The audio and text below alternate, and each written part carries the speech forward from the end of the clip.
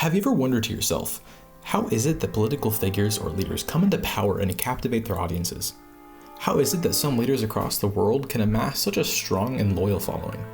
In this video, we're going to break down the components involved in the leader-follower dynamic and how the combination of these skills make for an incredibly influential leader, as well as susceptible followers.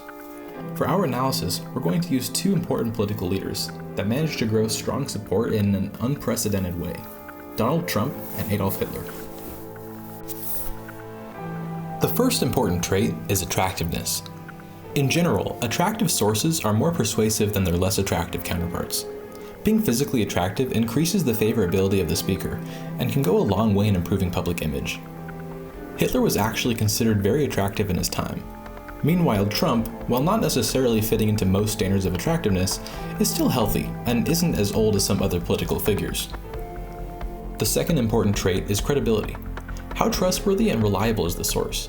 Does this individual have sufficient expertise to be responsible for making informed decisions and guiding the nation in the right direction? Hitler, being a soldier and a victim of the destruction of World War I, had first-hand experience that gave him credibility in addressing the nation's problems resulting from the war. Trump, through his branding of being a self-made blue-collar billionaire and being a well-known and notorious businessman, is seen to possess a greater understanding of the American economy, as well as negotiation skills needed for international relations. These are a few qualities that people take into consideration when deciding whether the communicator truly has something valuable to bring to the table or not. There's also something called the sleeper effect. The sleeper effect explains that a message from a non-credible source will, over time, be dissociated from that source, granting the message more influence over our attitudes because it is no longer associated with the unreliable messenger. For example, when Trump continuously says that Mexicans are stealing American jobs, it doesn't matter whether or not data supports that, because if the rhetoric is preached over and over and over again, people will start to take it as truth. What's equally important as the speaker is the speaker's message. A message can either be low or high in quality, with high-quality messages being higher in efficacy.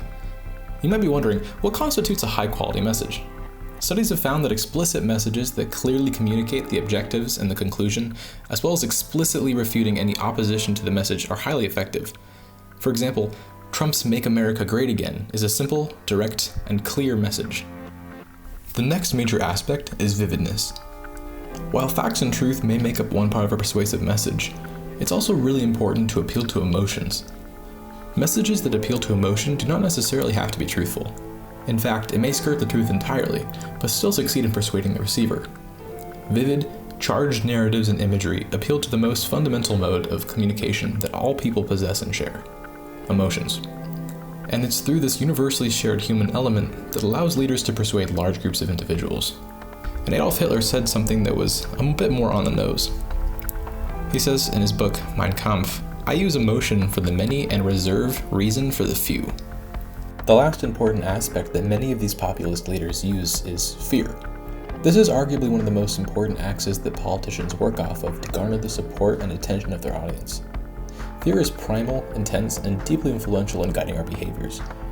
We actively work and behave in ways that prevent us from encountering the source of the fears we have. Like appeals to emotion, fear is another emotional, non-cognitive dimension that politicians take advantage of to fulfill their agendas.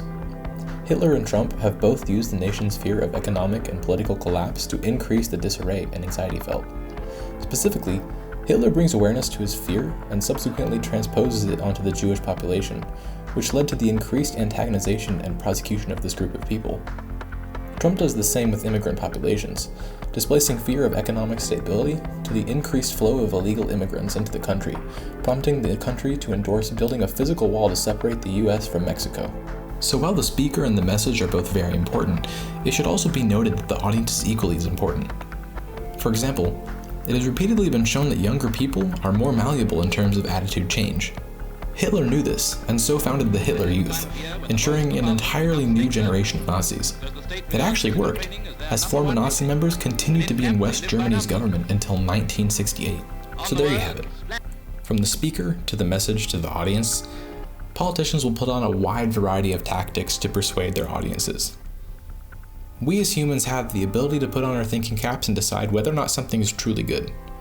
So the next time a political figure comes out with a lot of charisma, ask yourself, why am I being swayed? And should I be swayed?